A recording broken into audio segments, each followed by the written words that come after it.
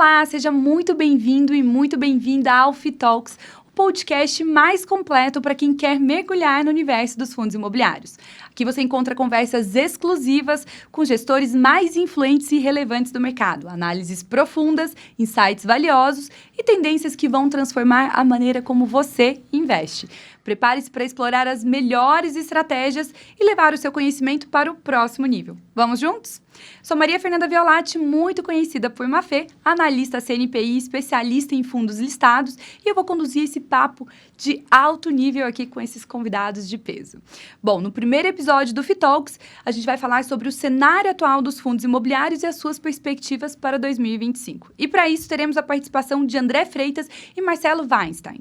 Freitas é sócio fundador, CEO e CIO da Hedge Investments. Com mais de 40 anos de experiência no mercado financeiro, André foi um dos fundadores da Hedge Grifo, onde liderou diversas iniciativas nas áreas de corretagem e gestão de recursos. Sob sua liderança, a Hedge Grifo consolidou-se como uma das maiores instituições financeiras independentes do país. Em 2015, após a venda da Hedge Grifo para a Credit Suisse, a sua permanência como diretor executivo até 2016, André fundou a Hedge Investments, reunindo uma equipe de profissionais experientes para atuar na gestão de investimentos alternativos, com ênfase em fundos imobiliários. Sob sua liderança, a Hedge Investments alcançou rapidamente posição de destaque no mercado brasileiro, sendo reconhecida pela excelência na gestão de ativos e pela criação de produtos inovadores que atendem às necessidades dos investidores. Atualmente, a Hedge Investments possui aproximadamente 9 bilhões em ativos sob gestão. E Weinstein, que é CEO e sócio fundador da Canuma Capital. Antes de fundar a Canuma, atuou como Chief Investment Officer, CIO da Brookfield no Brasil, onde gerenciou um portfólio de 11 bilhões e participou de transações que totalizam mais de 8 bilhões de reais entre 2015 e 2021. Com mais de 25 anos de experiência no mercado financeiro, Weinstein também ocupou posições de destaque em instituições como Deutsche Bank, JP Morgan e Morgan Stanley, atuando em emissões de ações, dívidas, fusões e aquisições dos setores imobiliário, consumo, varejo e agro. É formado em administração de empresas pela PUC e possui MBA executivo pela FGV. Sob liderança de Marcelo Weinstein, a Canuma Capital, fundada em 2021, destaca-se como uma gestora independente de investimentos imobiliários com aproximadamente 860 milhões sob gestão. A empresa é reconhecida por suas estratégias diversificadas e produtos inovadores que atendem às demandas dos investidores em um cenário econômico desafiador. Antes de começarmos nossa conversa, eu quero agradecer aqui imensamente a presença de vocês dois hoje no nosso programa. André Freitas e Marcelo Weinstein, um grande prazer recebê-los. É um privilégio tê-los no primeiro episódio, aqui no episódio de estreia do FITalks. Vocês são referência no mercado de fundos imobiliários, então eu tenho certeza que esse bate-papo aqui vai trazer muitas reflexões e aprendizados também valiosos para a nossa audiência. Bom, André, Marcelo, eu gostaria de começar dando espaço para vocês se apresentarem também brevemente, falar um pouquinho sobre a trajetória de vocês e também o que os motiva nesse cenário tão, de mercado, que eu diria tão dinâmico. E vamos começar com você, Freitas. O que te trouxe até aqui e o que você mais valoriza na sua jornada de décadas no mercado financeiro? Bom, Afê, primeiro eu queria agradecer o convite para estar aqui no seu primeiro programa. Tenho certeza que o FITalks vai ser um sucesso absoluto aqui, cobrindo de uma maneira diferenciada o mercado imobiliário e de fundos imobiliários, né? Então, realmente é uma honra poder estar aqui participando do primeiro programa. Bom, voltando à trajetória, já faz tanto tempo, né, que, na verdade, eu comecei a trabalhar na Hedging, antes de existir a Hedging Grifo, em 83, e eu trabalhava com commodities. Na verdade, eu fui um trader de commodities durante muitos anos, né? Especialmente café. A gente fazia boi, café, soja, e depois que o mercado imobiliário foi fazendo parte dessa trajetória, quando ainda na Hedge Grifo, a gente, em 2003, montou uma área para cobrir o mercado imobiliário, né?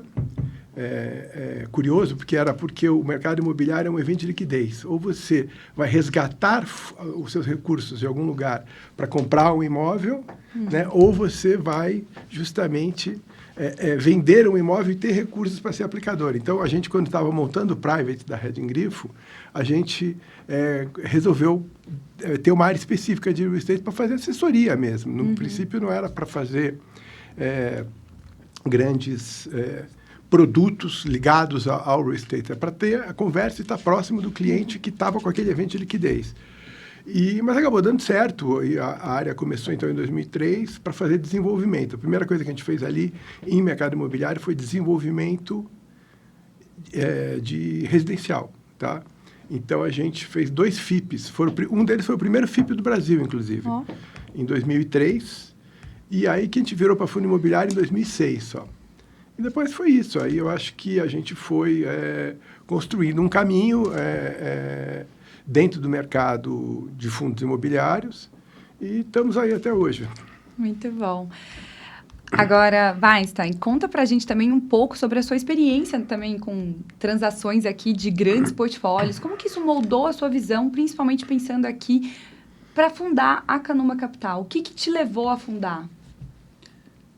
Primeiro, parabéns pela iniciativa, não tenho dúvida nenhuma que será um sucesso. Obrigada. Também é uma honra estar com o André aqui, um parceiro, um cara que eu admiro bastante também. Então, primeiramente, eu não tenho dúvida que a tua iniciativa será um sucesso.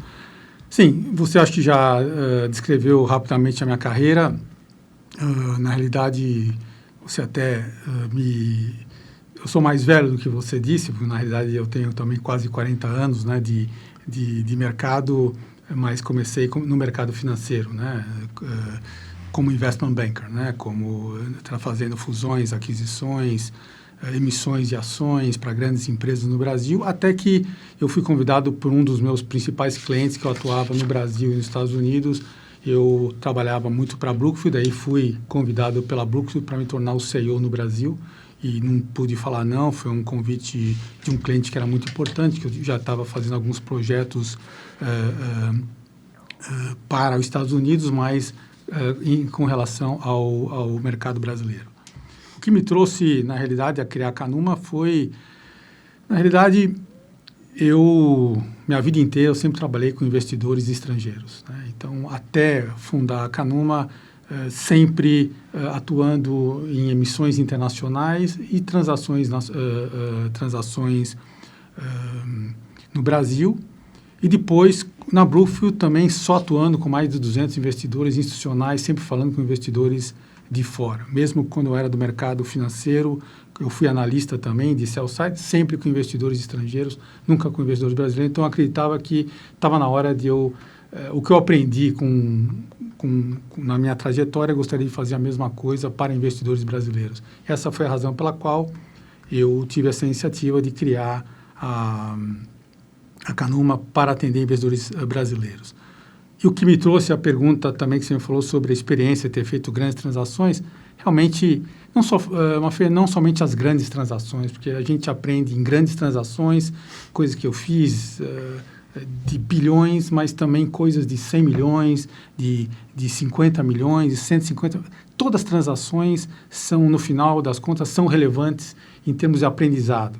E essa combinação de investment banking com fusões, aquisições de empresas, depois de portfólios, isso me ajudou muito num processo de disciplina, né? Então, eu acho que o que eu mais aprendi na minha vida nos últimos 25 anos e também depois entrei no mercado imobiliário mais profundamente, foi a questão da disciplina, e essa disciplina é o que eu tento incorporar em todos os investimentos que a gente faz para os nossos investidores.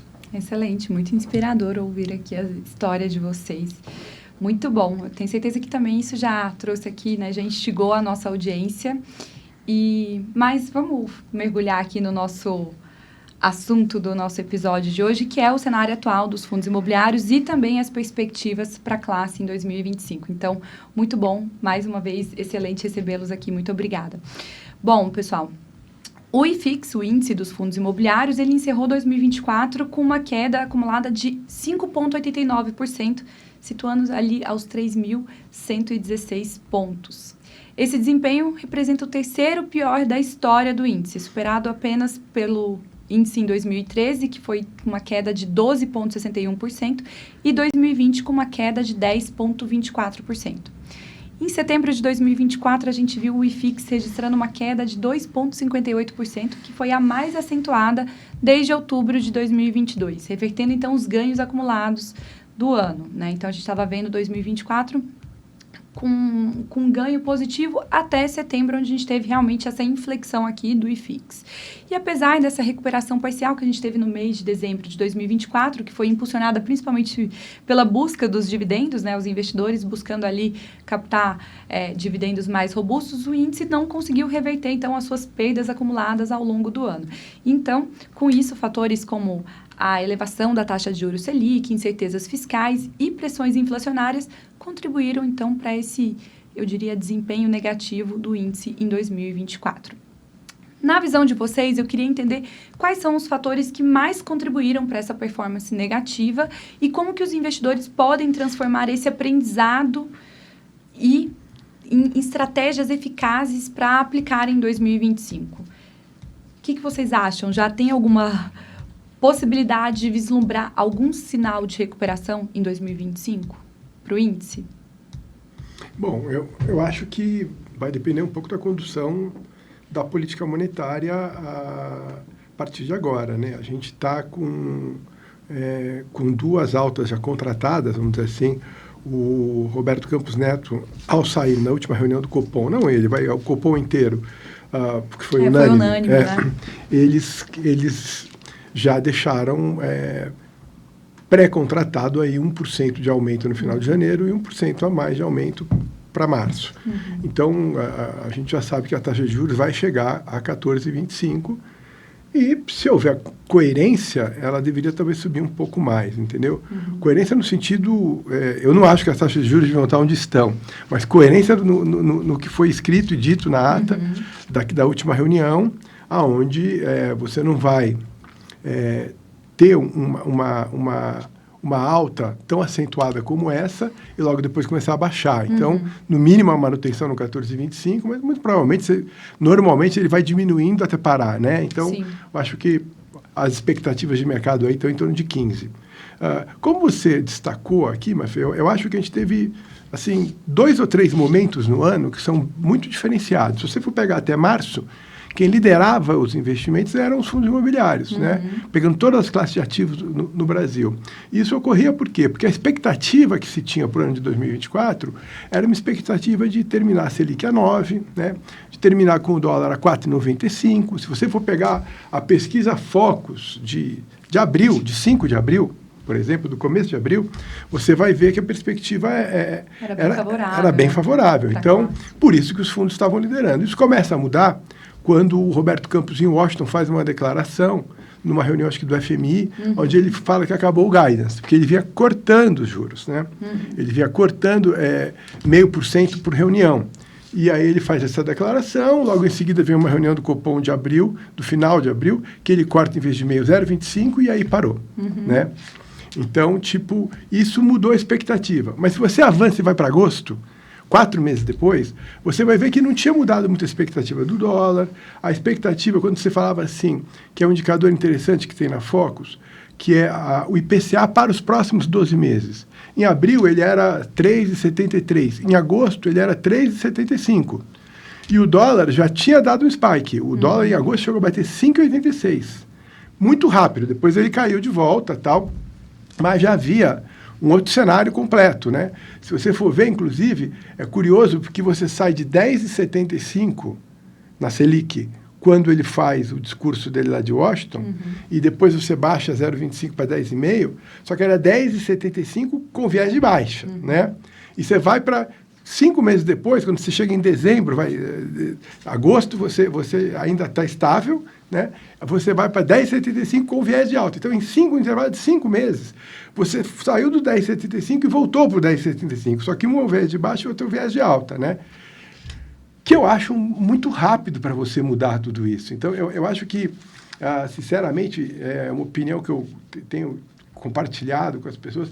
Eu acho que o Banco Central, na administração passada, ele é como se quase sempre ele tinha que ter posição. Ou estou comprado, ou estou vendido, ou não parava, é muito aflito, entendeu? No sentido de que parece uma tesouraria, entendeu? Então, tipo, você começa... Porque pega o histórico disso aí, eu vou tentar encurtar. O Roberto Campos recebeu um IPCA do Ilan de 6,5%, uma Selic de 6,5%, não é IPCA, desculpa, uma Selic de 6,5%. Ele trouxe, no primeiro ano, em 2019, ele trouxe a Selic de 6,5% para 4,5%, sendo que, olha, quando ele assumiu, o IPCA de 18, que tinha fechado, era 3,75%. Aí ele assume 3,75 com a Selic a 6,5. Naquele ano de 19, ele trouxe a Selic de 6,5 para 4,5. E sabe qual foi o IPCA de 19? 4,31. Então não tinha juro real. Você tinha a Selic em 4,5 e a inflação em quase 31, não é?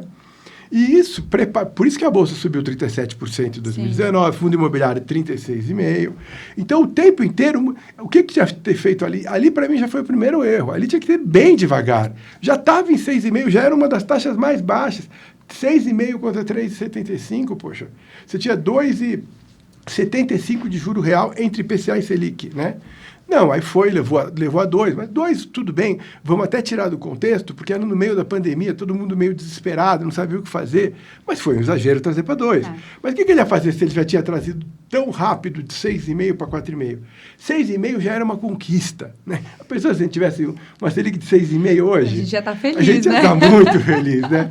Então, ele quis deixar a gente mais feliz, né? Levou para 4,5. Então, depois ele sobe de 2 para 13,75 em 15 reuniões. Parece que está escalando o Everest, entendeu? Não para em nenhum momento para falar, vamos ver como é que estão as coisas, tal, não é? Não, vai, tum, tum, tum, tum, tum. Então, é sempre muito extremo, muito rápido. E depois agora de novo, você vê, começa a baixar, está baixando, de repente para, começa a subir. E de certa forma... ele acaba sendo uma ou duas vezes nessa gestão dele atropelado pelo mercado e acaba tendo que sancionar, que nem agora, esse 14,25 que ele acabou sancionando, é porque o mercado pressionou, o mercado ultrapassa ele sempre, ele liga a ignição e o mercado ultrapassa, aí ele perde o controle e vai ter que correr atrás do mercado e acaba tendo que sancionar o que o mercado está marcando, entendeu? Não é à toa que você viu os bancos multimercado, os fundos multimercado e os bancos, a tesouraria dos bancos, ganhar um montão de dinheiro no segundo semestre de 2024, entendeu? Porque até então não estava tão bom, mas aí realmente o mercado deixou de ser o Banco Central a conduzir a política monetária no Brasil, passou a ser o mercado na figura de banco tesouraria de banco e fundos multimercado, entendeu? Não estou querendo dizer com isso que o Banco Central é o culpado de tudo, muito pelo contrário, o culpado é o governo que nos põe numa situação fiscal que faz com que a política monetária tem que ser extremada, sempre extremada, para que você tenha um pouco de contenção nos preços. Mas ele também não ajudou, ele atrapalhou muitas vezes, na minha opinião. Então, eu acho que com esse começo, fica muito difícil a gente, pelo menos nos primeiros 6 meses, a gente ter uma expectativa positiva. Costumo dizer o seguinte... que nem no mercado você tem que optar entre renda fixa e renda variável, aqui para a gente é a mesma coisa. Só que no nosso micro-universo aqui, né? Que é o dos fundos imobiliários. Então, a renda fixa vão ser os fundos de CRI, alguns fundos de papel, alguns hedge funds que tem hoje, e a renda variável vão ser os fundos de tijolo. Então, hoje, você vai ter um carrego do crescimento do ano passado, portanto, a economia no primeiro tri vai continuar crescendo, você tem safra agrícola recorde, e que vai começar a ser colhida no primeiro trimestre, então os números também vão ser positivos. Então, o número de PIB, número de emprego, tudo isso vai ser positivo no primeiro tri, o que vai fazer com que as pessoas comecem a achar que o 14,25 pode ser até pouco e vão querer, como eu falei no começo, subir para 15. Essa é a opinião que eu tenho. A partir daí, o PIB vai enfraquecendo, entendeu? Eu acho que trimestre após trimestre, a gente vai tendo um PIB mais fraco, porque esse carrego vai se diluindo, e a coisa vai esfriar a economia, porque o juro real é muito alto. Então, eu não descarto chegar no último trimestre flertando com uma recessão, não. Entendeu? Então, vai ser um PIB que vai começar ainda esticado e depois vai morrendo ao longo do ano, e eu acho que isso vai determinar, vamos dizer assim, se você for olhar, em algum momento assim do fim do segundo trimestre, provavelmente o Banco Central vai deixar o juro parado, pelo menos mais 3, 6 meses, E aí você vai ter realmente a economia sofrendo, porque provavelmente você vai ter aumento de inadimplência, porque você vai ter o juro alto muito tempo. Então, é um ano que pode ser uma oportunidade para quem pensa em longo prazo, que tem oportunidades para você comprar coisas muito descontadas, né, em fundos muito descontados, mas que no primeiro semestre, principalmente, você vai ter que estar focado em renda fixa. Eu diria, o portfólio de fundos imobiliários deveria ter, sei lá, 60%, 70% hoje em fundos de renda fixa, ou que tenham um viés de renda fixa,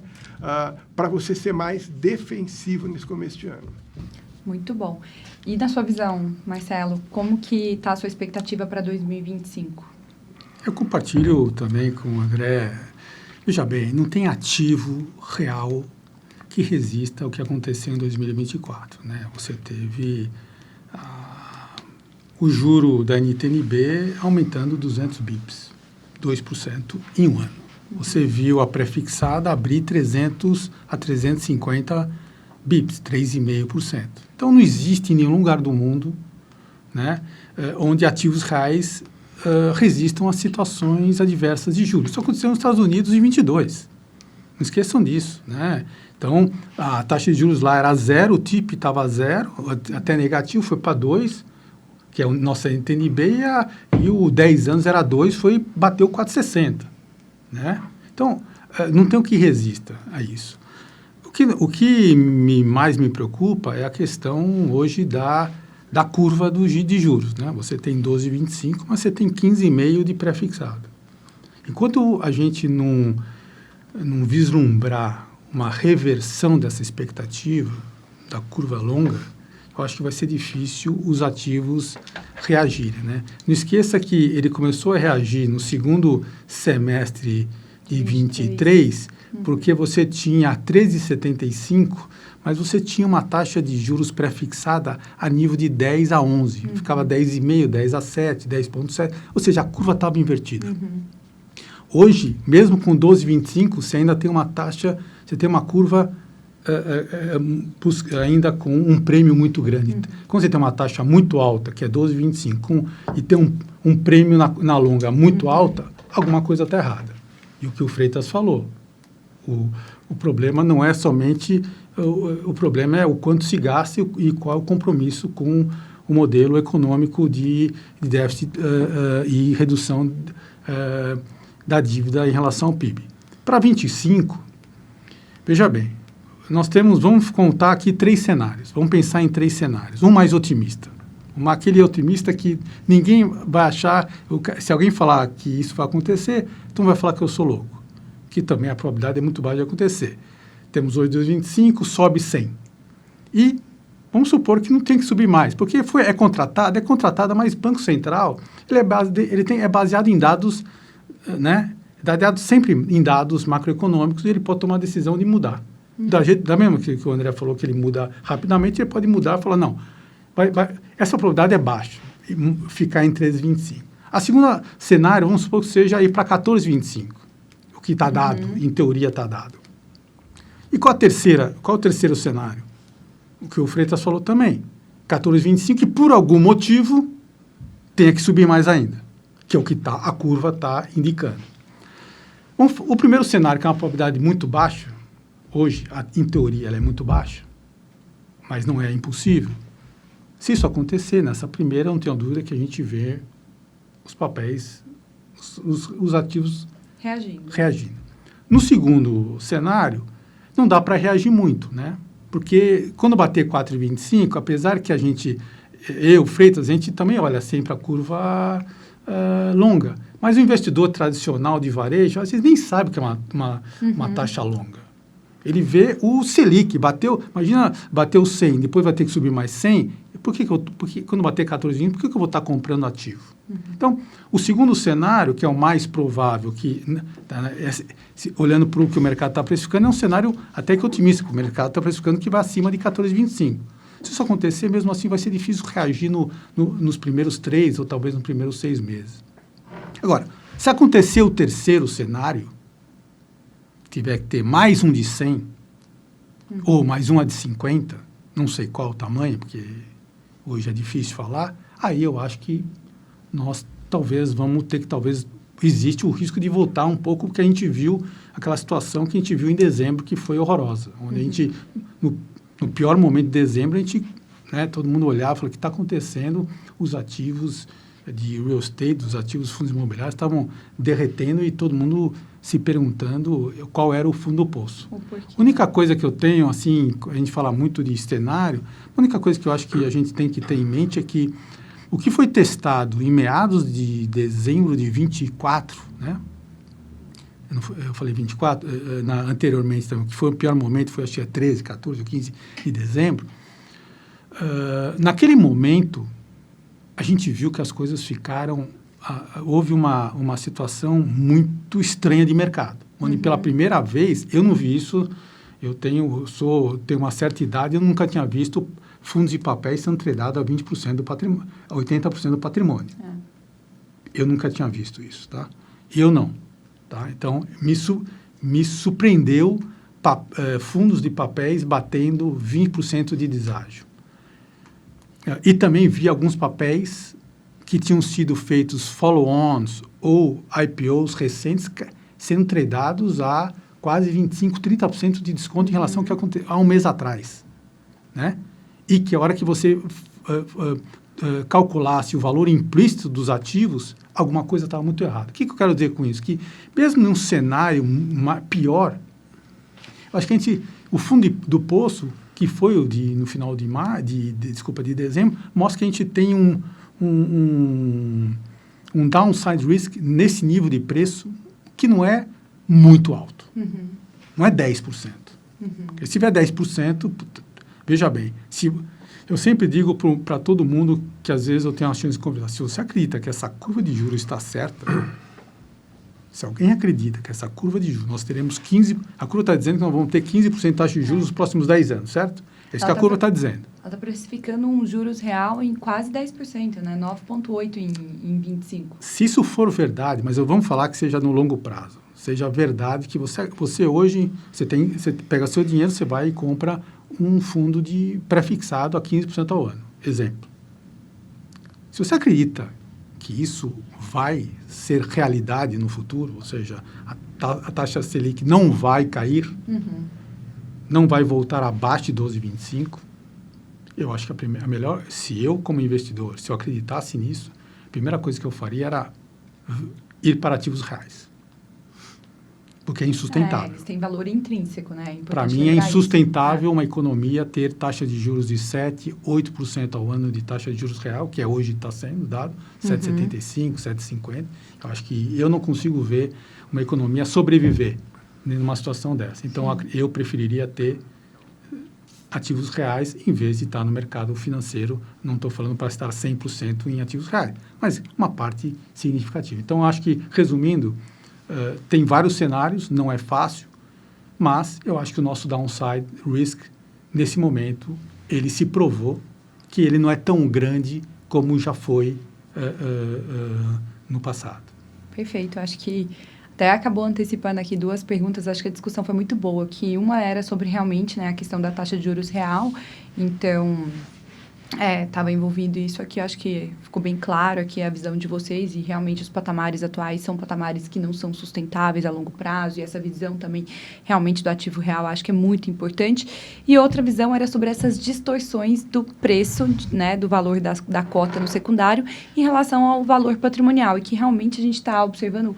O Marcelo muito bem comentou aqui, que a gente viu aqui em diversos momentos, inclusive, o IFIX operando com 30% de desconto, né? E em algumas situações até um pouco mais. Isso que a gente viu, essa última métrica em 2020, né? No Circuit Breaker. Então, algo que não víamos há bastante tempo também. Não que, e naquele momento houve uma crise, eu diria que muito mais do que uma crise sistêmica, uma questão relacionada ao todo, né, a uma questão global. E aqui a gente está falando de uma coisa muito mais pontual e estamos também com essa distorção do mercado. E aí eu queria entender um pouco, acho que o Marcelo acabou mencionando, né, da questão do risco associado aqui com essas novas possibilidades de queda, o risco desse valor já descontado, mas como que vocês identificam oportunidades nesse contexto onde a gente está falando de descontos expressivos, onde a gente está falando de distorções significativas do valor de mercado em relação ao patrimonial. E aí, Freitas, começa? Tá bom, olha, eu acho que, na verdade, o Marcelo colocou muito bem. Eu acho que quando você vê esse tipo de desconto, um fundo de papel, né, vamos dizer assim, está trabalhando com 20% de desconto em relação ao seu valor intrínseco, isso é uma das horas que você realmente vê que tem um erro de precificação no mercado, provavelmente advindo da falta de liquidez, né? Eu acho que, no fundo, os grandes negócios que você consegue fazer é na compra, mais do que na venda, né? Então, essa, de fato, é uma oportunidade. Primeiro, eu acho que a gente tem que identificar, isso não é muito identificado, na minha opinião, pelos distribuidores ou por quem faz o contato direto com o cliente, principalmente de varejo, qual o horizonte de tempo que aquele investidor tem ou pretende no seu investimento, né? Porque o que acontece é que, normalmente, esses investidores acabam entrando num momento que o mercado está indo para cima, está tendo uma performance positiva, e saindo na baixa. E saindo na baixa. A gente já viu isso 4, 5 vezes nos últimos 15 anos. Então, é sempre a mesma história. Então, ele está no produto inadequado, não é? Ele não entendeu o que é o produto dele. Então, eu acho que a gente pode pensar assim. Primeiro, é importante a gente detalhar o portfólio. Então, quando você vai nos fundos de CRI, os fundos de CRI eles dão uma oportunidade de você ver como as coisas se diferenciam dentro do mesmo segmento, mesma classe de ativo, mesmo segmento. Por que isso? Porque, se eu não me engano, quando você pega fundos high yield e fundos high grade, eu acho que os fundos high grade terminaram o ano positivo, acho que perto de 3%, e os high yield negativo, mais de 13%. Então, quer dizer, eu vou comprar fundo de CRI, mas qual é o fundo que eu estou comprando? Não é? Escolha bem, porque um momento como esse, é melhor você ter aquele negócio, eu vou comprar um fundo de CRI que vai me dar 18% ao ano, mas é high yield e o lastro não é tão bom, sei lá, é um fundo de loteamento numa região um pouco adensada, que os preços provavelmente vão cair rápido no momento de crise, e aí a pessoa vai abandonar a prestação, porque ela não vai continuar pagando a prestação num negócio que, se ela fosse comprar agora, vai estar mais barato. Isso é um exemplo genérico, né? Ou um fundo que tem um imóvel muito bom, construído na Faria Lima, ou um galpão, numa região nobre de São Paulo, no Raio 30, por exemplo, ou um shopping estável, com mais de 30 anos de funcionamento, dentro de uma cidade que nem São Paulo. Então, quer dizer, o lastro é importante. É melhor você ganhar CDI mais 18% ao ano num negócio que tem um risco grande, ou você ganhar 16% numa coisa que você está tranquilo em relação a... Não é desenvolvimento, é uma coisa que já existe, já não tem risco de construção, não tem endividamento, ou tem um endividamento muito baixo. Então, é isso que o investidor acho que tem que procurar. Num momento como esse, que tudo é muito alto, você não precisa estar no mais alto, você tem que estar no mais seguro dentro dos mais altos. Então, isso ilustra bem a diferença de risco que existe. Não é simplesmente, vou comprar fundo de CRI. Acaba comprando, muitas vezes, o fundo errado. Tem que pesquisar, tem que procurar o assessor, tem que perguntar, tem que olhar o portfólio, procurar ver. A maioria dos relatórios dos fundos traz a relação dos CRIs que aquele fundo tem, não é? Então, você pode identificar se aquele é um CRI residencial, se é um CRI de loteamento, se é um CRI corporativo, se é um CRI... Enfim, e procurar uma carteira segura. Não tem necessidade de se arriscar. 16 é tão bom quanto 18 numa hora dessa, entendeu? E talvez esse spread ele não esteja nem adequado para o risco que está sendo corrido. Exatamente. Né? Aliás, o spread é baixo. Você concorda? E do outro lado, o que a gente pode olhar? A gente pode olhar os fundos de tijolo, que têm solidez. O Marcelo falou aqui agora há pouco. Alguns fundos foram lançados, sei lá, o IPO deles foi em outubro, foi em setembro, novembro, faz pouco tempo, e eles, no dia 18, 19 de dezembro, que foi o pior para o fundo imobiliário, eles chegaram a estar negociando com 25%, 30% de desconto, quer dizer, em 2 meses. O que cai 30% em 2 meses? A gente não está numa crise fiscal. A gente tem um caminho fiscal que está equivocado, que pode nos levar a uma crise fiscal, mas nós não estamos numa crise fiscal. Nós viemos para uma precificação igual ao fim da Dilma, quando a taxa de juros, a B de 10 anos, chegou a bater 7,80, se eu não me engano, na Dilma, no pior momento da Dilma, e bateu 7,60 o mês passado.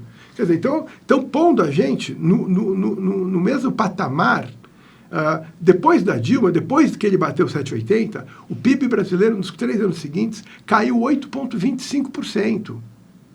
Então, o nosso PIB não vai cair 8,25% nos próximos 3 anos. Não vai nem cair, entendeu? Então, não tem razão para ver essa precificação. Mas, então, é uma oportunidade de você comprar o que a gente chama assim de trophy assets, né? Ativos troféu ou irreplicáveis, não é? Você tem essas oportunidades nesse momento, via mercado secundário, muitas vezes via fundos que têm esses ativos e tem o duplo desconto, ou seja, o ativo está descontado e o fundo de fundo está descontado. Então, às vezes, você acaba comprando um prédio, por exemplo, na Chucre, por 12, 13 mil reais o metro quadrado. Ora, você não constrói nem por 19, entendeu? E dados os preços que estão sendo negociados, o carrego está muito atrativo também. Exatamente. Né? Então, aquele investidor que está entrando é um momento atrativo nesse sentido, que depois, quando tiver essa recuperação, a recuperação é quase que dupla e ainda o carrego também está favorável porque o desconto está significativo. Os grandes fundos de tijolo, que têm patrimônios grandes, assim, acima de 2 bi, 3 bi, tanto de logística, quanto de shopping, quanto de corporativo, quando você olha para esses fundos, eles têm um dividend yield ao redor de 9%. Então, alguém pode dizer assim, mas por que eu vou comprar um negócio que está me dando 9% ao ano, né, de dividend yield, se eu posso comprar um outro que me dá 16% ou 17%? A diferença é muito grande, que são hoje os fundos de papel, né, de CRI. Eles vão chegar lá, porque, vamos dizer assim, eles estão a CDI mais 3, se for a 14,25, né, eles vão bater 17,25 provavelmente, tá? Porque eles podem perder a primeira volta da corrida, que é os próximos 12 meses, os próximos 6 meses, mas quando o mercado se recuperar, porque passado tudo isso, vamos dizer assim, se a gente realmente não for para um cenário de implosão fiscal ou de dominância fiscal, que não importa mais subir o juro e perder o seu controle, que eu não acredito que a gente vá, né? O que vai acontecer? Vai se pensar quando que os juros vão começar a cair. E além de quando que os juros vão começar a cair, isso mais para o meio do ano. Vai se pensar com que velocidade eles vão cair. E em determinado momento ainda, vamos dizer assim, eu diria abril de 26, esse é o nosso intervalo, você tem os candidatos todos definidos, né? E aí as pessoas vão parar de olhar a atual equipe econômica e vão olhar a futura equipe econômica, de acordo com as pesquisas, não é? Então, se você tiver um candidato de centro, ou de centro-direita, ou um candidato com perfil, vamos dizer assim, de política econômica parecida com o que o Paulo Guedes fez, provavelmente, embora a situação que a gente esteja passando lá seja uma situação difícil, crítica, juros altos, PIB já mais fraco, você vai estar olhando para frente. Não, mas se for eleito fulano ou ciclano, talvez isso mude. Porque, apesar dos exageros, o grande problema é o fiscal do governo. Isso todo mundo fala. 10 em 10 pessoas falam isso. Então, eu acho que tem a oportunidade, então, de você estar comprando um portfólio tijolo irreplicável, que você pode perder em termos de dividend yield no começo, mas seguramente você vai, ao longo dos anos, se o seu horizonte é de longo prazo, você vai ter saltos maiores, né? Vai chegar um momento em que o juro vai baixar, o dividend yield vai se aproximar, o fundo de CRI, nesse caso, vai ficar estável em termos de relação de cota, e o outro vai subir mais, porque vai começar a ter mais interesse no ativo em si, né? Muito bom. Quer agregar algo? Senão eu já tenho uma pergunta aqui também totalmente associada com sua fala anterior, com a fala do André. Não, concordo com o André. Veja bem, o que aconteceu no mercado, principalmente no final de 2024, olha só, 80% do o preço sobre patrimônio dos fundos de papel, se alguém fizer o cálculo, significa uma coisa muito maior do que as pessoas imaginam. Se você pegar a média, isso significa um desconto de 25%, né? Porque você tem que olhar de cima para baixo, não de baixo para cima. É 25% de desconto. O duration médio é 3,5%. Isso significa que os fundos de papéis que hoje estão na média CDI mais 2,5%, se você pegar o 25% e dividir por 3,5%, vai dar 7%. Mais 2,5%, você estava comprando papel a CDI mais aproximadamente a CDI mais 9,5%. Assumindo que os papéis um dia voltem para o patrimonial, ou se você imaginasse que você você não faz mais nada e só vai recebendo dinheiro e não precisa mais reinvestir, né? Então, isso me parece uma aberração. Quando chega no nível desse, me parece que o mercado chegou próximo ao fundo do poço. Quando você vê valor patrimonial, que você perguntou também, dos tijolos, também pela primeira vez, que o Freitas falou, né? Escritórios, logística e shopping centers, esses 3 segmentos hoje são hoje tradeados na Bolsa a um NOI cap rate implícito de double dígito, de 2 dígitos. Os três. Porque quando o Freitas falou 9 dividend yield, que já está pagando gestão, já está pagando, tem a parte das vacâncias. Se você não tiver, com as vacâncias atuais de logística e de escritórios, você está pagando pela vacância atual, que é 12,5%, você está pagando quase 11% de NOI cap rate implícito. Se tivesse 100% ocupado, que tecnicamente não existe, mas se tivesse, ele já bate quase 12% de NOI cap rate implícito. Eu pergunto para alguém vende, você venderia um prédio vamos falar de um Tier 1, um dos melhores ativos que possa existir. Se quiser chutar algum ativo, Só olhar o histórico de transações, você acha que alguém venderia não vai ter. No mercado privado a 11, a 10? Tem prédios na Faria Lima hoje que você consegue comprar, né, em fundos imobiliários a 9,5 cap. Perfeito. Não faz sentido para alguém que tem uma visão, como o Freitas falou, uma visão de médio e longo prazo. Sim. E era justamente essa a minha pergunta. Foi bom porque eu justamente queria falar essa diferença entre os imóveis físicos e os fundos imobiliários, porque a gente vê as últimas transações do mercado estão muito discrepantes das transações quando a gente faz essa métrica, principalmente dos fundos imobiliários, de acordo com o preço de mercado. Então, isso tem gerado muita discussão também no mercado e quem entende, quem sabe fazer essa conta, minimamente entende que o momento realmente tem muitas oportunidades. Se a gente for parar para pensar, esses trophy assets, a gente ter acesso a isso com os preços que nós estamos tendo agora, realmente é algo, né, eu diria, de grande oportunidade. E aí era muito mais, né, nesse âmbito, realmente, entender essa discrepância, porque é algo expressivo, mas eu queria também entender um pouco como que vocês avaliam essa discrepância ao tomar a decisão também de novos investimentos ou reavaliar o portfólio. Então, talvez nessa tomada de investimentos, o Marcelo possa falar um pouco até mais, porque eles também trazem, né, e alguns cases que vocês fizeram de tomada de decisão de investimentos com valores de investimentos abaixo até do valor de mercado também.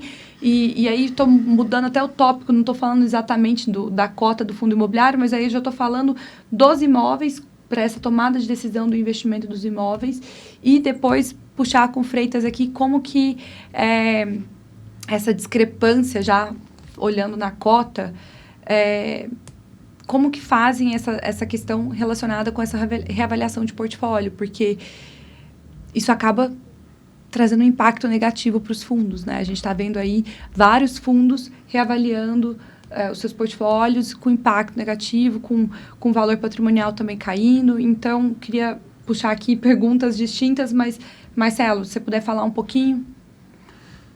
Veja bem, Mafê, 3 coisas importantíssimas que a gente tem que olhar. Nós estamos, talvez, historicamente, preço sobre valor patrimonial menor da história. Dividendos, os maiores da história. Não esqueça que desde os últimos 5 anos nós não tivemos praticamente um ano, que foi de 23, que foi um ano que o IFIX subiu o IFIX subiu 15%. E o que você falou, mas a hora que você pega desde a pandemia, desde 2019 até hoje, os ativos que compõem os fundos imobiliários de tijolos, tirando os papéis, pegando o que eles, a desvalorização que teve, né, em termos reais, foi quase 50%. Né? Se você expurgar os dividendos, deflacionar, com a inflação que teve de dezembro de 2019 até hoje, eles valorizou em termos reais de 50%.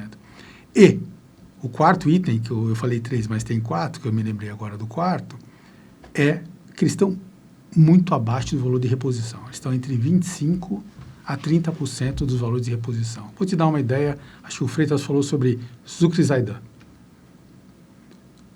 Tem prédio na Zucre Zaidan que você tirar, porque tem esse fundo também tem logística no meio, ele é tradado hoje a R$10 mil o metro quadrado na Zucre Zaidan. Significa que ele está te dando o terreno de graça. Você não constrói hoje um prédio daquele, um AAA hoje. Você não constrói um AAA só a parte da construção. Você não constrói por R$10 mil mais. Sim. Não tem mais construção por 10 mil de um AAA. Além de ter terreno que você tem que comprar, estou falando da construção. Terreno, tem o carrego do dinheiro. CEPAC. Tem outorgas, né? Tem o cara te pede para colocar forro, para colocar piso elevado, isso te custa muito dinheiro. Então, hoje, para você ter uma ideia, hoje, em escritório, você está pagando praticamente só o custo da construção. Quando você vai para a logística, que não é tão mais barato, que está um pouco mais caro, ele está te dando praticamente metade do terreno de graça. Então, para você ter é mais para as pessoas entender aonde que nós chegamos. Né? Fica mais palpável. Fica mais palpável, né? Porque não adianta eu ficar falando cálculo um por um do custo de carrego, o total do valor de reposição. Então, isso mostra que existe muita oportunidade. O que precisa tomar cuidado é que existem alguns fundos imobiliários que o valor patrimonial também estão errados. Isso precisa tomar muito cuidado. Né? Por quê? Tem muitos fundos, principalmente de escritórios, onde na hora que você pega o valor patrimonial e vê o quanto ele implicitamente tem, qual é o cap rate implícito, de 7%. Não pode ser um escritório, não pode ter cap rate de 7%, sendo que a taxa de juros está 7,50%, 7,75%. Nem nos Estados Unidos, hoje em Nova York, existem, na média, os melhores ativos estão a 4,5%, está a 5,5%, mas a média está a 7%. Então, não dá para falar que no Brasil pode estar a 7% também. Então, tem alguns erros nesse ponto de vista. Então, os valores patrimoniais, ele é uma base de decisão, mas em alguns segmentos estão distorcidos. Em logística, por exemplo, você pegar a média ponderada, ele está dando alguma coisa como R$ 2.750 no metro quadrado. Que está abaixo do custo de construção. Que está abaixo do custo de reposição. De reposição, desculpa. De construção, ele não custa 2.750, mas a hora que você colocar terreno, sim. Então, eu estou falando que eles estão dando metade do terreno, às vezes, em alguns casos, estão dando terreno de graça para você, ou seja, me dá só o custo. É a mesma coisa que alguém chegar para você e falar assim, olha, você quer vender sua casa, seu apartamento que você mora? Eu pago só a construção, não paga o terreno.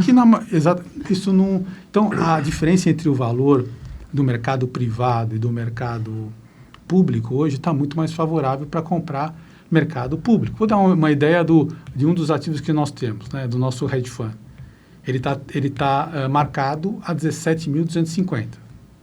Ao lado da INSPER, no coração da Vila Olímpia, com um prédio espetacular, com todos que você possa imaginar, nós temos de amenidades, é um prédio de aluguel, né? São 243 apartamentos.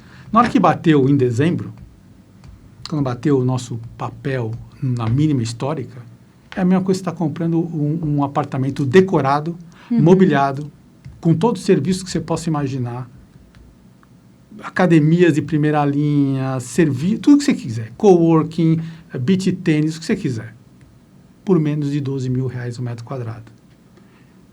Esse prédio você não faz nem por R$17 mil o metro quadrado. Então, essas distorções ocorrem nesse momento que você tem que tomar a decisão. O único problema é que é muito difícil você tomar uma decisão quando você tem uma taxa de juros desse tamanho, porque o carrego é muito grande. Então, você tem que tomar a decisão no momento. Não necessariamente ele pode estar muito barato, mas não quer dizer que você tem que comprar. Às vezes você tem que esperar, e é muito difícil você achar esse ponto de compra mínima. Mas você tem que fazer uma análise de risco-retorno e tomar a decisão. Muito bom. E aí, Freitas, tem algum ponto para agregar em relação a isso e também sobre a questão dos valores patrimoniais? Olha, 2 pontos assim rápido, que o Marcelo já cobriu quase tudo aqui. Primeiro, eu acho que a gente tem que ter um pouco, como gestor, um pouco de sensibilidade na questão do dividendo também, já que o varejo vê isso. Então, muitas vezes, as melhores oportunidades, elas têm um dividendo baixo, não porque elas têm um dividendo baixo, porque estão numa situação onde elas negociam no dividendo baixo, porque o ativo tem um prêmio muito alto, vamos dizer assim. Mas, que é o caso, por exemplo, você vai pegar o cap rate de 2 transações que a gente viu aí recentes, do shopping Higienópolis ou do shopping Paulista. Se eu não me engano, um foi a 6,5 de cap rate, o outro foi a 6,9. Então, é muito baixo isso, perante a situação que a gente tem, né? Mas porque são ativos realmente diferenciados, que as pessoas que compraram viram um valor de longo prazo, né, nesses ativos que quiseram comprar. Mas porque muitas vezes tem algum problema estrutural, ou uma vacância alta, mas o ativo continua sendo bom. Só que se você puser todo o seu fundo nisso, você acaba tendo dividendo baixo também. E aí, provavelmente, você vai ter problema com os investidores que vão penalizar o seu fundo e cria esse modo contínuo, essa dinâmica. E o fundo, embora você esteja na estratégia correta, né, se isso não foi bem comunicado, se a pessoa entender que o dividendo é muito baixo, você vai acabar tendo uma correria de venda no seu fundo em função disso. Então, você tem que tomar um certo cuidado e pondo essas coisinhas que vão realmente... essas oportunidades que vão realmente te dar resultado no médio e longo prazo, mas sem que elas prejudiquem o dividend yield do curto prazo. Então, você tem que ficar mais ou menos tentando calibrar para não baixar muito do 9, 9,5, que é no momento atual com o juro que nós temos, talvez o mínimo aceitável, vamos dizer assim. Então, esse é um ponto. O segundo é que a avaliação dos ativos, ela se dá normalmente uma vez por ano. E normalmente no fim do ano. Então, você cria aí mesmo uma defasagem, porque a realidade do juro alto é que a taxa de desconto na perpetuidade aumenta, se você aplicar um juro mais alto. Então, o valor presente do imóvel cai, né? Então, por mais temporário que isso seja, pode ser que dure isso 1 ano, 2 anos, mas acontece. Então, é de se esperar que o valor patrimonial de algum desses imóveis acabe, pelo desconto que aumenta, acabe sendo reduzido momentaneamente nas avaliações. Eu não tenho visto grandes reduções, que, por outro lado, é um ponto até para a gente conversar aqui também, você melhorou em todos os aspectos. Se você for pegar o segmento de tijolo, né, os fundos de shopping, via de regra, trabalharam com 8%, 9% de crescimento, tanto de resultado quanto de vendas, entendeu? Aliás, vendas, a maioria, 2 dígitos e resultado 8%, 9%. Então, quer dizer, intrinsecamente, aquele segmento vai bem, não vai mal. Então, a taxa de vacância dele diminuiu. Então, de um lado, quando você vai reavaliar o imóvel, você fala, o meu aluguel subiu, minha taxa de vacância diminuiu. Positivo. Mas a taxa de desconto aumentou. Negativo. Sim. Talvez a taxa de risco tenha aumentado um pouco também. Negativo. Então, quando você soma as duas coisas, não que uma anule totalmente a outra, mas se tiver uma redução, como alguns têm tido, é discreta. Não é uma redução grande, porque justamente por isso. Quando você pega o segmento de logística, que a gente estava falando há pouco, o segmento de logística praticamente não houve correção nos últimos 10 anos no valor das locações. Então, teve uma correção de 10%, 15%, contra uma inflação de 80% nos últimos 10 anos. Então, também está abaixo da reposição, também você não consegue, mas nesse nível de preço de locação, ou a locação aumenta, ou você não vai mais ter produção nova, vai diminuir muito a produção nova. Vai ter os build-to-suit, aqueles contratos que já são, pela característica deles, levados sempre a cabo, porque tem o valor reconhecido logo na largada, então você está garantido, né? E tem toda a estrutura de um contrato atípico que permite que você também esteja defendido de uma eventual repactuação de preço para baixo. Então, isso vai sempre continuar e vai existir porque a atividade econômica do país está boa. A gente vai terminar com o PIB de 3,6%. Então, eu acho que a questão das avaliações e do risco, você tem que fazer isso, ou seja, entender que, momentaneamente, com o spike da taxa de juros, você vai ter um desconto maior e o valor presente tende a diminuir, mas, por outro lado, a própria economia está empurrando positivamente, né? Via os instrumentos de transmissão que tem, ou seja, diminuição de vacância e aumento das locações, né?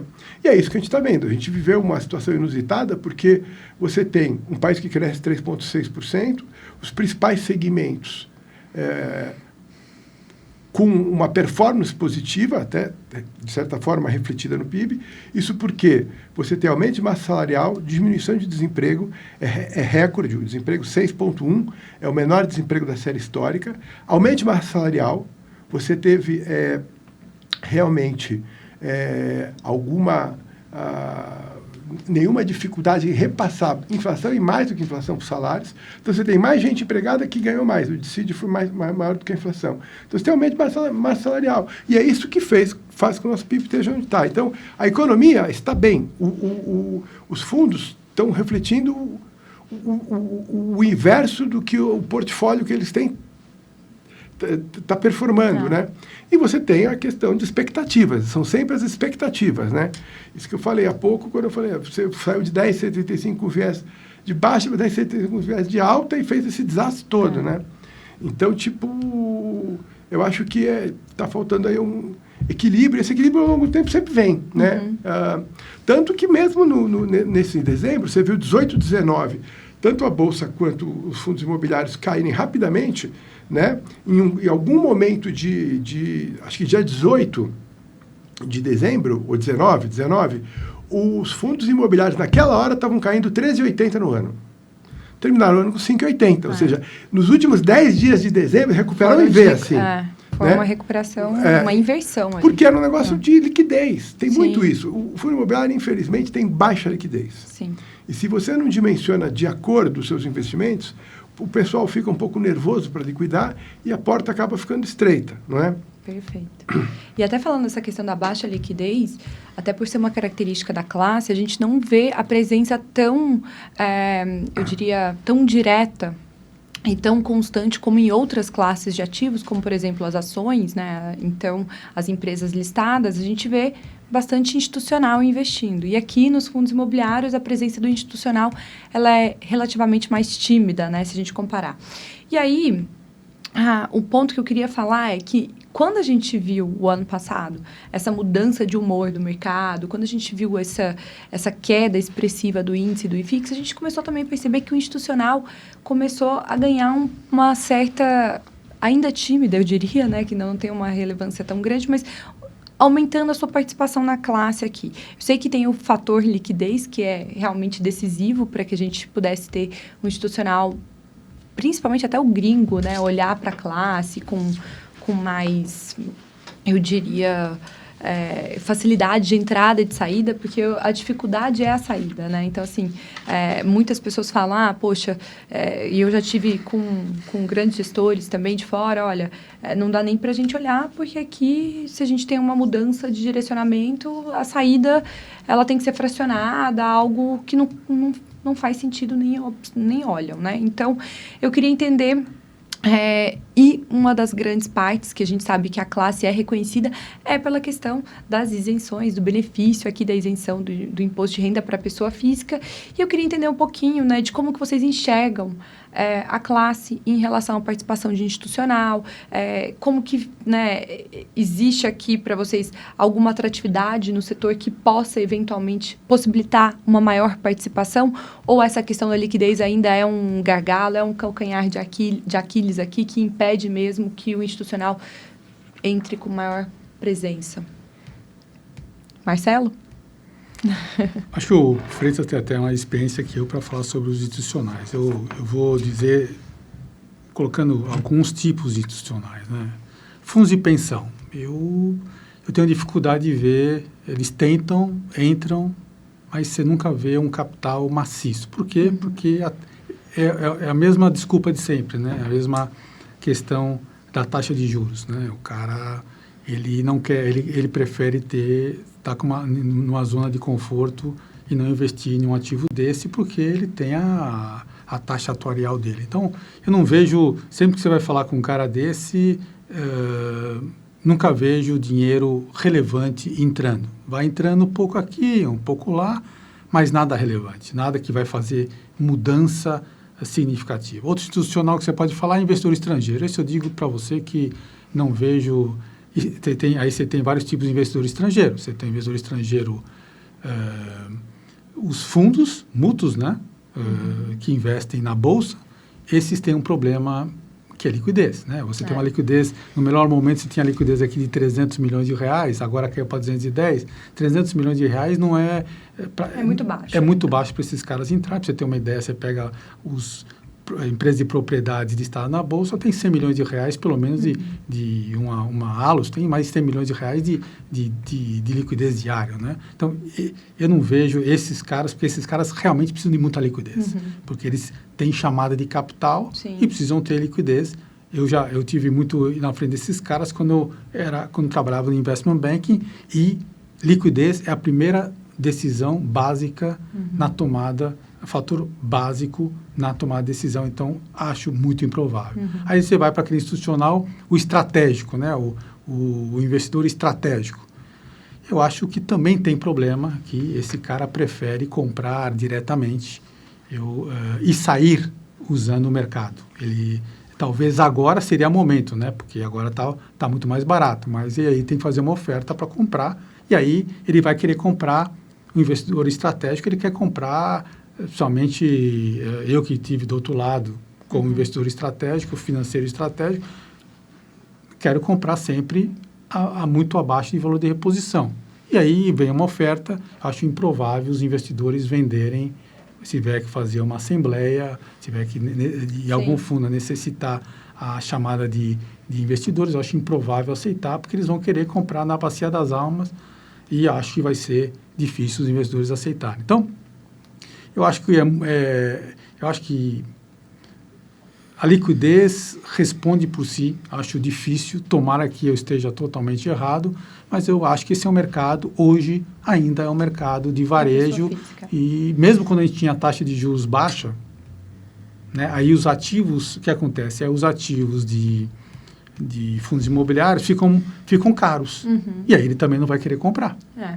Então, tem que estar no meio termo. Nesse meio termo, parece que a gente tem uma economia tão volátil que é difícil achar esse meio termo.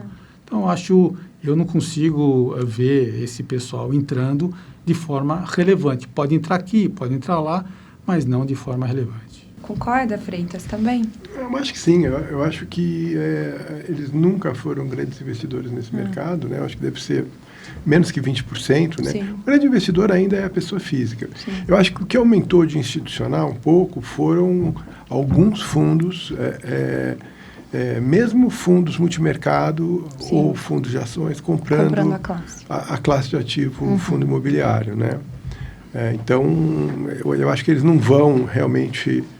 deveriam, né? Porque é nessa hora que você consegue uma vantagem, porque os prêmios estão lá em cima, né? Em termos de remuneração de longo prazo, você comprar ativos que vão corrigir a inflação e ainda vão dar números de dividendo como esses, aí acima de 10%, é uma oportunidade para eles que precisam desse tipo de remuneração para remunerar o portfólio dos pensionistas. E o estrangeiro está fora do Brasil, entendeu?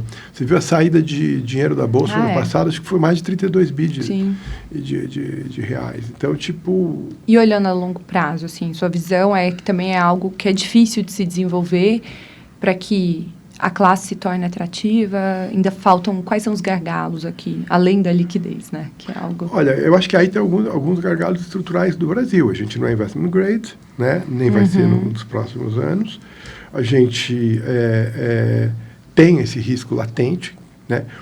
O diferencial, que é uma ameaça também para 2025, na medida em que os juros lá fora vão cair menos, ou talvez não cair, né? Hoje se fala em 2 cortes de 0,25, levando o juro para próximo de 4, mas já é crescente a opinião de que talvez não corte nada, porque se o Trump realmente vier com aumento de tarifas, tudo isso aí que dificulta o comércio entre os países, tal, acaba encarecendo os produtos. Encarece os produtos, aumenta a inflação. Aumenta a inflação, não dá para baixar o juro. Não dá para baixar o juro, o nosso diferencial, embora seja altíssimo, né, ainda pode ser penalizado pela falta de redução de juros nos Estados Unidos. Então, hoje, como até o Marcelo mencionou, de Nova York, de você ter diversos ativos que você consegue ter um carrego de 7% ao ano em dólar. Um país que tem 27% de desvalorização cambial, não é? Sim. O cara entra aqui, já imaginou, você pode comprar o melhor ativo que tem, você toma 27% de desvalorização na cabeça, se a sua moeda for o dólar, né, por isso que o investidor estrangeiro não entra, porque vol no câmbio muito alta, risco de desvalorização muito alto, baixa liquidez, boletas pequenas, a verdade é essa, não é? Você quer pôr 50, 100 milhões de dólares, você tem que pôr o quê? São 300 ou 600 milhões de reais. Não cabe. Então, a gente está, nesse sentido, nós não somos atrativos para o mercado internacional. O grande destino no real estate foi a fronteira com o México, que agora deve ter uma ameaça também. O que foi desenvolvido de galpões lá nesse mecanismo de nearshoring que eles fizeram, né? Principalmente para estar produzindo produtos asiáticos na fronteira dos Estados Unidos e levando eles como se fossem mexicanos, vamos dizer assim. Esse foi o grande boom do real estate nos últimos 2 anos. O Brasil está fora disso, entendeu? Aqui provavelmente vai ter investimento em data centers, são coisas novas que podem vir a aparecer, que podem atrair capital estrangeiro, mas aí mais dedicado, provavelmente produtos de build-to-suit, que tem a solidez do contrato atípico por trás. Então, eu acho que tem isso, mas realmente, se não tiver estabilidade, nesse nível de volatilidade, e com baixa liquidez, a gente vai ter dificuldade de atrair o estrangeiro. Muito bom.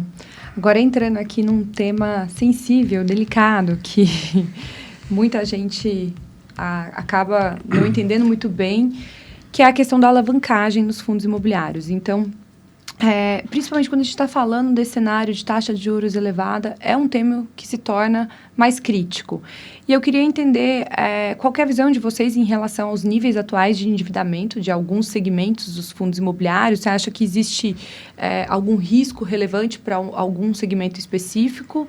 E se vocês entendem que existem estratégias específicas que vocês recomendariam, então, aqui, né, assim, até no âmbito da gestão mesmo, né? Porque, por exemplo, num cenário que a gente está vendo de taxa de juros mais elevada, é esperado que, se algum gestor tenha, né, a parte do seu portfólio com uma dívida curta, que ele tente alongar prazo, se ele não tiver ali uma capacidade, uma forma dele gerar esse caixa, né, se for difícil, para não ter que vender ativo, né, então, vender nas pressas e talvez não seja a melhor venda, ou então, né, que ele consiga repactuar, enfim. Eu queria entender um pouco da visão de vocês e até ouvir o que vocês recomendariam, então, no âmbito, né, assim, poxa, segmentos mais alavancados ou especificamente algum que é um risco maior, o que vocês fariam, como que vocês enxergam, qual que é a visão no âmbito da gestão? Começando com você, porque aqui as negociações são, né, transações são algo histórico que você domina também. Então, eu acho que, assim, deixa eu te falar dentro do espectro que a gente analisa, né? A gente analisa de perto 70 fundos imobiliários, a gente analisa 200, mas em loco mesmo 70. E dos 70, eu vou te falar que não tenho preocupação, se eu tiver preocupação é no máximo em 3 fundos imobiliários. Sim. O restante estão com situações financeiras saudáveis. Você pode ter uma dívida, mas a hora que eu vejo a cobertura de juros, são coberturas de juros muito saudáveis. Sim. Tá? Então, uma outra, quando eu falei 3 me preocupam, mas são 3 que é só uma questão, talvez, de estou falando de dívidas financeiras, tá? Sim. Essas dívidas financeiras que é uma questão, caso haja uma situação de liquidez, não uma situação de liquidez que pode ser resolvida facilmente, Sim, porque exato. tem cobertura de juros. E o que nós que somos também investidores em crédito, o que a gente quer é dar dinheiro para pessoas que têm capacidade de pagar juros. E essas pessoas eu não quero que elas paguem a gente o principal, porque são pessoas saudáveis que, né? Conseguem pagar os juros. Conseguem pagar. Né? O que mais me preocupa é nas alavancagens de seller financing, de vendedores que financiaram compras e que a gente viu muito isso em 23, 24, Perfeito. tá certo? Onde o cara, a parede vai chegar. Essa parede chegando, algumas situações ele tem como financiar. Porque você sai do fundo imobiliário, você ainda não tem aquela coisa de poder ficar refinanciando toda hora alguma coisa que você está dentro do ativo.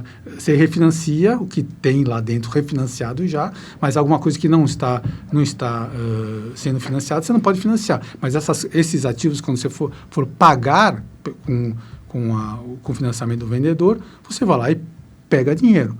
Alguns casos me preocupam, né, porque exageraram.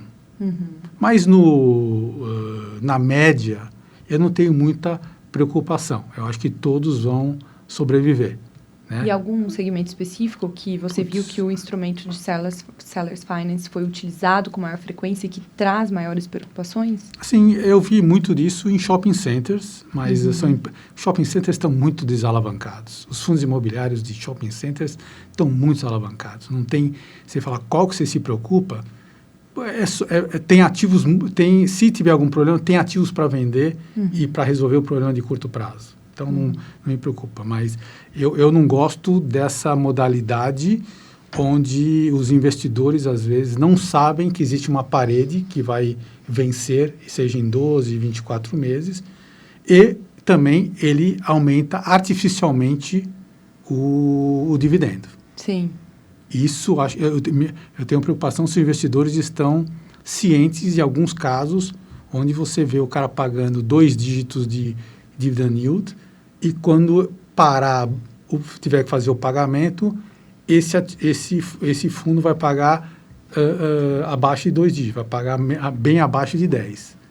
E eu quero saber, minha preocupação é se os investidores estão cientes, a maioria, se eles estão, né? Porque a hora que baixar, alguns não estão, a maioria das pessoas eu acho que não estão sabendo disso, eu acho que pode ter uma queda dos valores de alguns fundos imobiliários. Mas, em termos gerais, eu não tenho nenhuma grande preocupação uma ou outra pontual, mas estrutural, uma situação estrutural dos fundos imobiliários, isso eu tenho convicção que não existe uma situação estrutural, mas apenas pontuais. Muito bom. Corrobora com a visão, Freitas? Sim, eu acho que são problemas realmente pontuais. Como segmento, eu acho que corporativo tem alguma... os fundos de shopping têm bastante... Tem alguns com alavancagem, mas a alavancagem deles é baixa. Nos corporativos, você pega alguns fundos que têm uma alavancagem assim, acima de 40% e que pode ser alguma coisa que preocupe, mas são poucos, é muito pontual mesmo. Muito bom. Bom, agora falando um pouquinho, né, eu quero explorar também o tema Canuma e Hedge Investments. Eu queria entender primeiro aqui do Marcelo que a Canuma ela é relativamente nova, diria assim, né? Mas ela já se destaca principalmente até por algumas estratégias que são diferenciadas e fundo que já nasceu, inclusive, com esse novo formato, né, de hedge fund. Então, eu queria entender um pouquinho quais são os tipos de soluções que vocês estão desenvolvendo, inclusive para atrair mais investidores, e também pensando, né, nesse cenário econômico um pouco mais desafiador, o que vocês estão olhando hoje para os fundos da casa, né, de cada um de vocês, e como que estão as estratégias? Começando por você, Marcelo. Bom, nós temos 2 fundos, né, um brasileiro e um internacional. Na área internacional, talvez exista a possibilidade de a gente aumentar o leque de fundos, tá certo? Isso está sendo desenhado, mas o desenho desses fundos internacionais também depende de uma parceria internacional. Então, com essas parcerias internacionais, nós precisamos selecionar o melhor parceiro, que vai ser como se fosse o que entende realmente de cada setor em cada geografia fora do Brasil, que hoje a gente atua nos Estados Unidos, nós temos um fundo americano de REITs. Então, mas nós iremos para um produto não de REITs, mas um produto possivelmente de Special Seats nos Estados Unidos, com um parceiro que nós estamos no processo de seleção ainda, tá? No Brasil, acho que o que nos vai levar a levar novos produtos é produtos pontuais também, talvez de prazos determinados e não de prazos indeterminados, como é o que a gente tem hoje, um perpétuo, que é um fundo imobiliário perpétuo. Acho que a gente está vendo muita demanda para fundos de prazos contratados, não de curto prazo, de médio prazo, e em situações também oportunísticas. Então, é isso que a gente vai estar trabalhando esse ano para levantar capital nesses fundos que não necessariamente vai ser dentro do hedge fund, porque o hedge fund, para fazer novas emissões, ele vai levar um pouco de tempo. Nós estamos praticamente 100% alocados, estamos com 50 milhões em caixa, até menos que 50 milhões em caixa, mas para levantar novos capitais, acho que o mercado precisa evoluir bastante, né? A expectativa precisa melhorar bastante para poder fazer qualquer emissão, mas a gente deve ir só com produtos oportunísticos e de prazos determinados, que são os que nós estamos olhando hoje, estamos desenhando e conversando com nossos distribuidores. Muito bom. E a Red, Freitas? Como que Olha, a gente está olhando aqui duas alternativas. Uma, para fugir justamente da falta de liquidez, é fazer um fundo com resgate, entendeu? Um multimercado que invista 95% ou mais em fundos imobiliários, que assim ele não precisa pagar ter o come-cotas, né? Ele não tem o come-cotas, e ele te dá a liquidez mas então não teria tanta pressão nos momentos adversos de mercado, porque você tem a liquidez, né? Eu acho que os fundos de ações não vão para esse desconto em relação ao patrimonial em função disso, porque você pode resgatar, né? Esse é o ponto principal nesses momentos aí mais agudos do mercado de fundo imobiliário. Então, a gente vai tentar essa estratégia. A gente já tem o fundo há algum tempo, mas está meio que incubado, e agora a gente vai começar a aumentar esse fundo. Então, isso é uma estratégia que a gente deve fazer aí, lembrando que não é um fundo imobiliário, embora vai ser um fundo que vai investir em fundos imobiliários, né? Outra coisa que a gente está pensando em fazer também aí já é mais estratégia, né? Por exemplo, você viu talvez um número que muita gente não tenha percebido, mas a captação no final do ano foi perto de 44 bi, né? Foi muito grande, né? Para um ano como esse. Não obstante que no primeiro tri, no segundo tri, deu 27 bi desses 44. Aí vem caindo, né? Mas 6,5 bi foi fundos que entraram comprando cotas de outros fundos, emissões feitas em cotas. Então, a gente fez, no final do ano, uma compra de um pedaço de um shopping em Araraquara usando cotas do Brasil Shopping, e é uma estratégia que a gente pretende usar nesse momento onde você tem uma dificuldade maior de levantar recursos via follow-on, via IPO, porque o mercado está esperando um momento maior de tranquilidade para poder estar pensando em novas emissões, né? Então, acho que como estratégia, usar as cotas do próprio produto para fazer aquisições. Muitas vezes você tem ativos bons que têm uma liquidez que não estão listados, tem uma liquidez pequena, e que para a pessoa, se ela está querendo realmente vender, ela, através do fundo imobiliário, ela acaba, se ela pega um fundo imobiliário que tem um pouco mais de liquidez, ela pega uma alternativa para ou pelo menos diversificar o portfólio que ela tem, já que ela está investida em um único shopping, ou, por exemplo, ter não a liquidez imediata, mas uma liquidez ao longo dos meses para eventualmente, se ela quiser sair quando você tiver uma melhora de mercado, entendeu?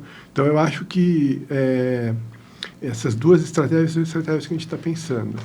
E tem sido bastante comum, né? A gente tem visto essa estratégia aí acontecendo bem presente nos últimos meses, inclusive. A gente está chegando no final, mas ainda tem algumas perguntas aqui importantes. Então, de uma maneira breve, eu queria entender aqui um pouco da visão de vocês. Se vocês tivessem que escolher apenas um segmento de fundos imobiliários para recomendar, então, para os próximos 12 meses. Se tivesse que escolher um, qual que você escolheria, Freitas, e o porquê? Qual que você escolheria? Olha, como eu falei, eu não sei como vai ser o segundo semestre, mas o primeiro semestre, na minha opinião, está dado. Então, eu escolheria o segmento de fundos de CRI High Grade. Muito bom. E você, Marcelo? Eu concordo 100%. Se você fosse falar com 24 meses ou 36, a resposta é diferente. Mas eu acho que o que o André falou é high grade. Nesse momento, a gente precisa tomar muito cuidado. Fundo high grade de CRIs seria a melhor opção para os próximos 12 meses. Muito bom. E agora, para os investidores que estão aqui nos acompanhando, pensando naquelas pessoas que estão começando agora no mercado de fundos imobiliários, então aqueles que estão ingressando, quais são os conselhos que vocês dariam? E também pensando naqueles que já têm experiência, que talvez ficaram assustados com os últimos meses, que nunca passaram, talvez por uma queda que foi, né, aí mais expressiva. O que vocês dariam de conselho pensando também em maximizar seus resultados em 2025? O Freitas comentou aqui no início, né, que as pessoas têm acaba que elas deveriam todas ler a psicologia financeira, né, para entender o que não fazer, porque esse momento aí muitas pessoas acabam comprando na alta, vendendo na baixa. Você falou assim, às vezes essa estratégia, esse produto não é adequado. E esse é um dos grandes conselhos que eu tenho certeza que você já até comentou aqui. Mas o que vocês sugerem no cenário atual para quem está passando alguns sustos? Eu sei que é delicado a gente falar, tem cada pessoa tem seu momento, e também tem alguns fundos que, né, a gente tem que detalhar, olhar no detalhe, mas de uma maneira geral, sem olhar especificamente, olhando só para a classe dos fundos imobiliários. Qual conselho você daria, Freitas? Olha, sempre procurar conhecer o portfólio do fundo, não é? Ter um bom assessor, porque são 511 fundos listados, então realmente é muita coisa, sozinho ninguém vai conseguir analisar. Tentar evitar os momentos de pânico, ou seja, como a gente estava falando em algum momento dessa nossa conversa, os ativos dentro dos portfólios performaram bem, tanto os shoppings, quanto os fundos de logística, quanto os fundos de imóveis corporativos, que teve uma diminuição também da vacância. Então, você, via de regra, o dividend yield que foi prometido nesses fundos tem não o yield, mas o volume de dividendo, ele tem sido aquele que estava previsto. Ou seja, o yield subiu porque as cotas caíram, né? Mas, basicamente, quando a pessoa entrou no fundo, muito provavelmente, era isso que o fundo ia dar mesmo. Então, espera, se você tivesse comprado uma B de longa, de 10 anos, vamos dizer assim, 2 anos atrás, ou no começo do ano, você também estaria na mesma situação. Só que você não vai vender a sua B, porque vai esperar o vencimento. Você vai esperar o vencimento, você carrega para o vencimento. Então, muitos dos ativos, eles estão desvalorizados sem real motivo. Então, eu não liquidaria, podendo segurar, eu seguraria tudo, entendeu? E estaria sempre atento ao portfólio, ao que tem dentro do portfólio. Perfeito. Cuidado que eu recomendo é em produtos high yield nesse momento, entendeu? Eu acho que um segmento que a gente não falou, por exemplo, mas que está muito alavancado, o segmento residencial. Tem pouco nos fundos, mas grande parte... Porque se a economia parar, você vai diminuir as vendas, né? A gente já tem, se eu não me engano, mais de 60% dos lançamentos em Minha Casa Minha Vida. Mas tem residencial de alto padrão, porque qual o motor de estudo? O motor de estudo acaba sendo o quê? Acaba sendo a geração de dinheiro novo na economia, via IPO, via venda de empresa, via fusão, via aquisição, que está parado. Há 3 anos a gente não tem IPO. Então, a monetização, porque muitas vezes o cara montou aquela empresa, a empresa é um sucesso, a empresa vale um caminhão de dinheiro, mas ele não abriu capital, não fez nenhuma fusão, ele não tem o dinheiro disponível. Sim. Né? Então, isso ajuda a mexer na dinâmica. Então, eu acho que tem que tomar um pouco de cuidado e acho que as melhores oportunidades estão no mercado secundário, realmente, de fundos imobiliários. E você, Marcelo? Acho que o Fresco falou tudo, eu não tenho muito o que acrescentar. Resumindo, ter um bom assessor, isso é fundamental. Eu acho que o primeiro é ter um bom assessor, porque ele é o interlocutor entre o investidor e nós, gestores. Então, ele tem que ter um bom assessor. E segundo, ter a capacidade de, mesmo tendo um bom assessor, tentar entender quem são os bons gestores, quem cria valor, quem respeita o investidor, quem olha para o investidor. Então, acho que o André falou tudo, mas é fundamental o bom assessor e ele ter alguma maneira de ver quem são os melhores gestores e escolher os melhores gestores, que é isso que vai trazer os resultados. E os melhores produtos que o André falou, né? Não só os que tem hoje, que estão muito baratos, mas também é importante dizer que é difícil prever quando que vai reagir, né? E os novos que vêm, né? E me preocupa muito os novos que vêm, né? Porque a hora que você vê o secundário e vê novos vindo, a pergunta é, porque nós, como hedge fund, eu sou investidor, então estou comprando fundos imobiliários, né? Então você se pergunta, por que vem novos? Você tem capacidade de falar, não, aqui tem que ter muito valor nesse novo para não estar no mercado secundário, porque o mercado secundário está barato. Com certeza. Bom, para a gente encerrar, eu queria aqui uma indicação de vocês de um livro que foi importante na trajetória de vocês dentro do mercado financeiro. Freitas, algum que te marcou especificamente? Olha, tem assim um livro que tem marcado.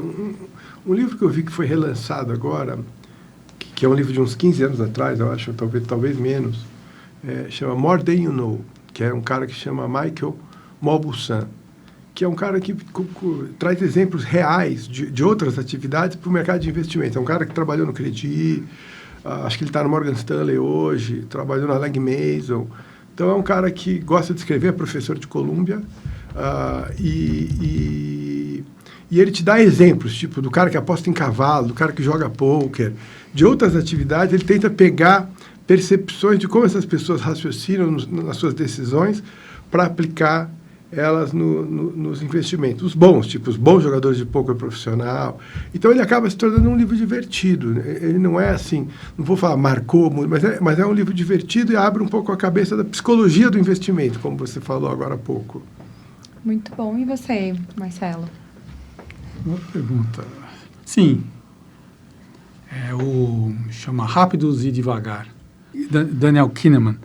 É um cara onde ele me chamou muito a atenção nesse livro, que ele mais ou menos como as preferências intuitivas prevalecem, violam a disciplina dos raciocínios lógicos, né?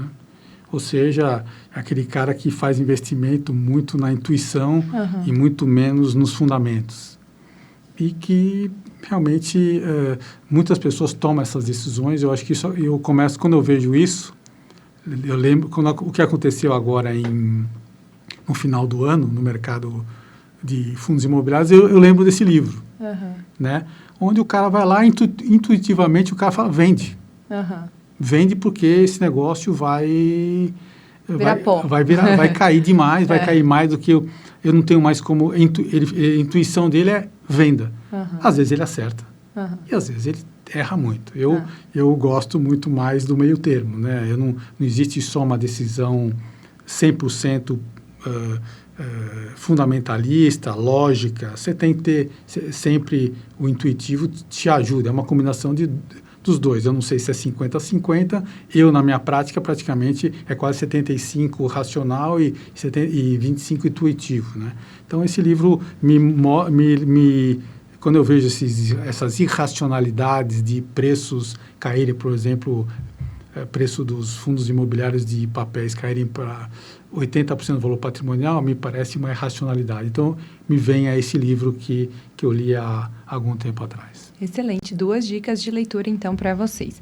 Bom, infelizmente, o nosso tempo chegou ao fim, mas quero agradecer imensamente, então, a presença de vocês dois aqui, André Freitas, Marcelo Weinstein, nesse episódio de estreia do FITalks, que foi um bate-papo tão legal, extremamente rico e cheio de reflexões e aprendizados que, com certeza, serão muito valiosos para a nossa audiência aqui hoje.